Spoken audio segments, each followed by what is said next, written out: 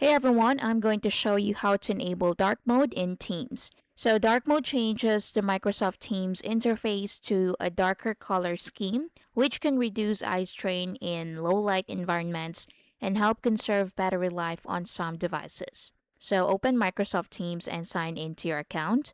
Next, in the top right corner, click the three dots. Then from the options, select Settings. Now, on the left menu, look for Appearance and click on that. So open the Appearance section. Now, under Theme, so click the drop down menu and select Dark.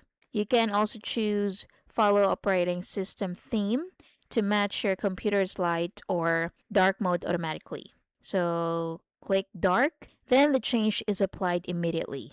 If you're using your mobile, you can open Teams app, then tap your profile picture, go to Settings, then go to Appearance and select Dark. If prompted, restart the app to apply the change. And that's basically it. So I hope you find this helpful. Thank you for watching.